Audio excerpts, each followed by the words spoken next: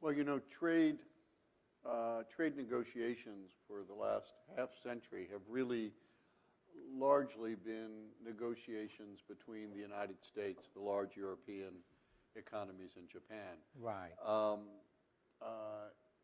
With the entry of China into that, certainly into that realm of importance to the global trading system, and the prospective entry of India, Right. and the ability, if not Brazil, then the ability of Brazil to organize other Latin American That's true. economies. That is true.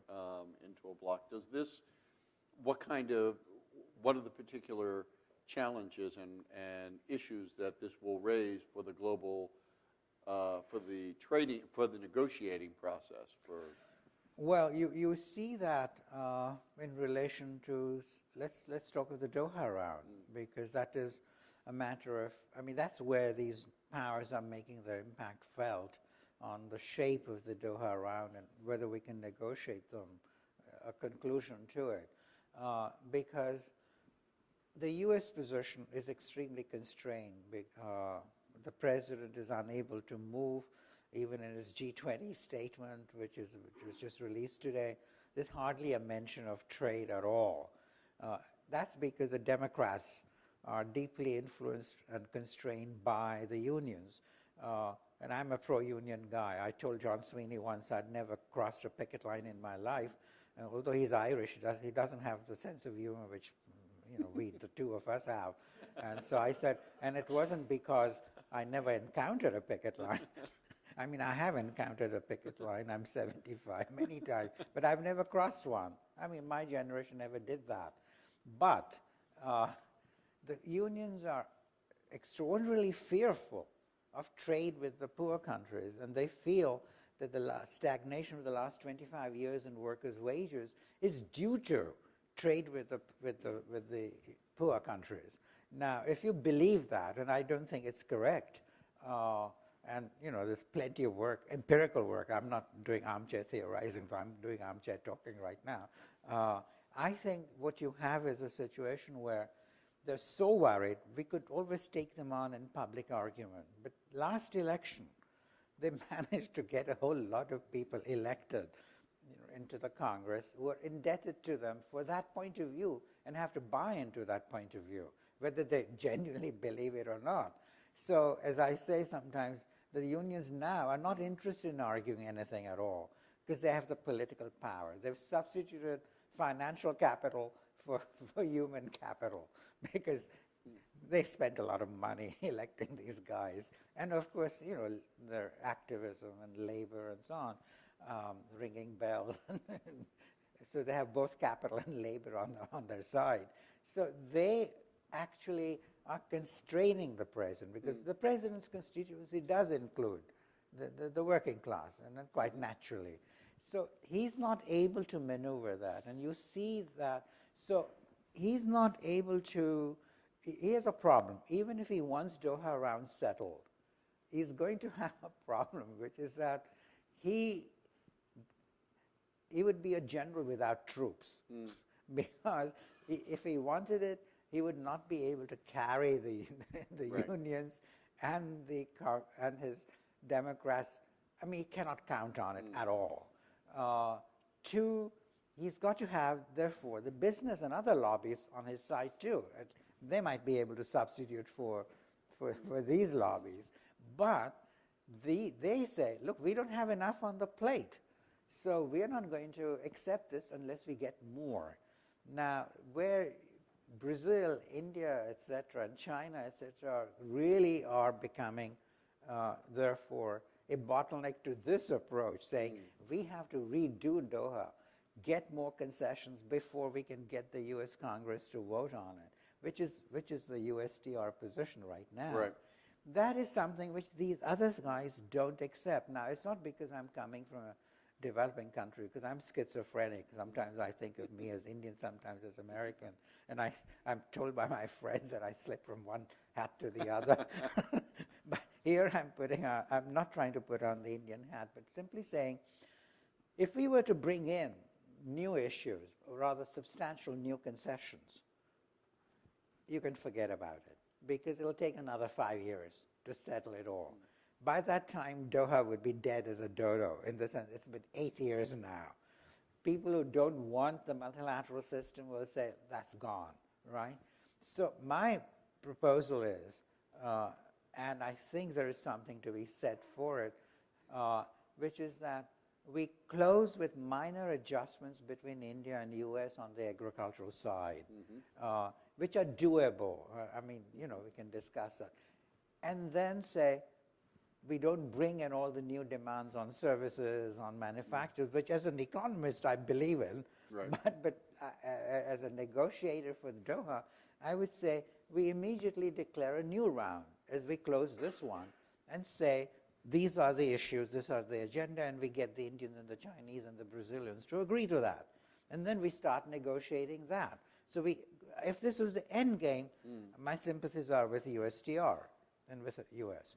But if it is not the end game, and if we start a new one, which I think we need to, then I think it does make sense. But my worry is that the longer we delay Doha, the more people will become disillusioned that it's just an endless process, will not deliver anything. And today we need this rule of law, because you mentioned the 1930s, and the great benefit from the 1930s was that we then wound up, 1930s were free for all. It's like watching American-style wrestling. There are no rules, all right? And everybody was going for, hitting each one below the belt. The architects of the architecture after the war, from which GATT came eventually, wanted to build in stumbling blocks of,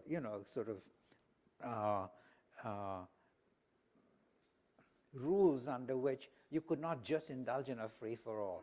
So that's what we call the rule of law was brought in. It is weak, but it's still the rule of law. Now, if we start abandoning, if Doha doesn't work out and this disappears, Doha, the World Trade Organization represents the rule of law, such as it is. And it is in our own interest, US and all the big players who are Brazil, India, China, everybody, that there is a rule of law, because you cannot really function unless there are rules. And you see that. Like even the Chinese tire case that's coming up. That will be, it will be decided under the rule of law, because we signed with the Chinese at the time of their entry into the WTO, and the Chinese signed it, that until 2012, we have the ability to use a selective safeguard mechanism. If they didn't want it, they should have said so, right, at that time. So now it is part of the law, and the US government is entitled to use a safeguard action, which is essentially what it amounts to. I don't think it was wise to put it in, but it is there, and therefore, if the president says, I'm going to have to do this, my sympathies would be with him, in the sense that we do need to worry about the strength of the whole system. I sympathize with the president on both things, but I certainly recall the Clinton administration was a period of really very notable achievements in trade, both NAFTA, the Uruguay round, two big battles, and then the trading status of China in '99. Certainly, the last two were achieved under very favorable economic conditions. True. And I think it would have been very difficult to pass the China legislation in anything other than a boom, than an economic boom. And I agree. And President Clinton had great timing in lots of respects, including the timing of when to be president. But this is part of the problem which President Obama does not have such good timing. But Obama faces also the fact that, historically, it's very difficult in democratic systems to move forward and liberalize trade, because a lot of people in the system get risk averse. And actually, it was funny, because when President Obama went to Canada to see Prime Minister Harper, and of course he was cautious as always, our president, about trade. But then Harper was sort of expansive, and he said he was even going to liberalize trade, at which point I was watching it with my wife, and I turned to her and I remarked cynically that this shows that he's made up his mind he's going to lose the election. He might as well be a statesman. but it's really difficult. It's a difficult act, and I'm glad you touched on it. So I have one little disagreement with President Clinton. I think it was terrific in fighting for Uruguay Round and NAFTA. I mean, he really betted the company, as it were, on the thing and just barely, almost barely squeaked through. Terrific. However, at that time, the unions were equally fearful. They led the fight also, and you remember. My view is that the president at that time basically confronted the unions and vanquished them. I don't think at no stage did he say, all right, Mr. Sweeney, let's have a meeting like this one. Right. And you sit down here, you bring your troops, all of you who are worried about trade with the poor countries, right, undermining the wages of your workers and so on, which sounds reasonable under certain, we economists can think of several models under which it would be true, but this is a question of which model really applies. And then he could have brought me, if he didn't like me, he could have brought Paul Krugman, who at that time was on my side. Yes. This was the pre-Bush era. Right. I remember. And every economist virtually had written on the subject. And we could have thrashed it out. And then, I mean, Sweeney is a reasonable guy. I know him pretty well. And we could have really had thrashed it out. Then there is a chance they could have been converted to the view that really this is not the way to handle workers' wages. It's the wrong way. Trade should not be the...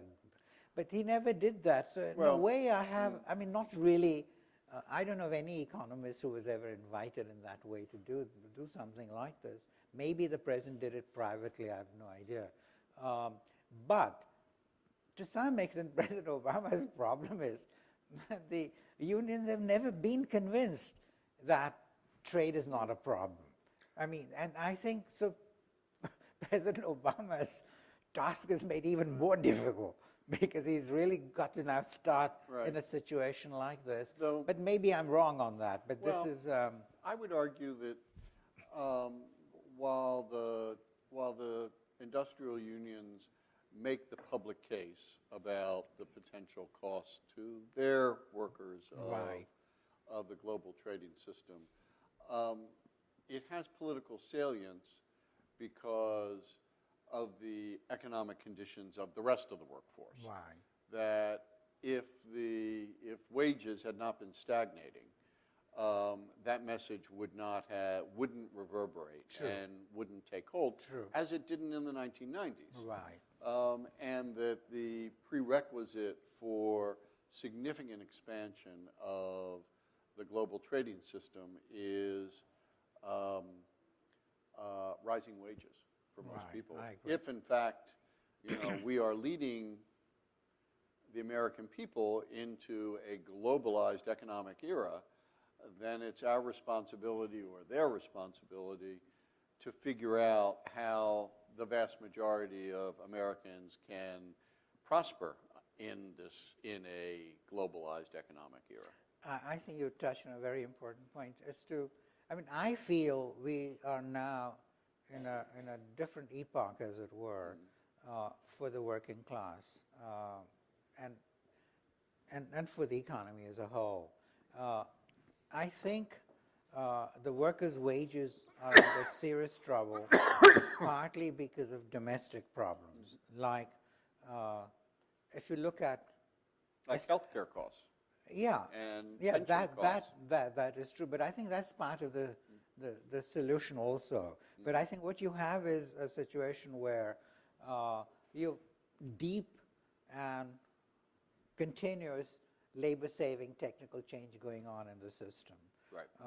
Like if you took your grandchild, my grandchild, into seeing modern times, and you know, where Charlie Chaplin goes bananas on the assembly line, and your grandchild says, you know, take me to see an assembly line. It'd be very hard to find one today. You can find assembly lines, but they're run by robots, and there are 5 or 10 people up there in a glass cage who are skilled, who are managing it all. So continuously, you're finding a whole slew of people being displaced. Now, that is really putting pressure on wages from time to time, you know, and continuously. 2, I would not exempt international trade altogether, though, which is, and I think what is happening is that today there's so many suppliers, so many countries which can actually act in trade. Our multinationals go around. People read the same textbooks in many of the top countries as we do. Right. I mean, the other day on 60 Minutes, there was something about India's institutes of technology, which are world-class institutions which we help build, and it's a Mandarin-style system on which, you know, about 5,000 kids are selected who are all hotshots, whom Intel and Bill Gates really want around here. And they were asked, you know, what would you do if you didn't get into the IIT in the exam? And they said, oh, we'd then settle for MIT or Caltech. Now, that's what you're confronted with right now. So given that situation, we've got lots of reasons why, in Tom Friedman's terminology, the world has gotten a little flatter. Where Tom makes a mistake is in thinking it is flat. It's not flat. There are so many differences across countries which, you know, one could bore you with, and which many of you are probably familiar with anyway.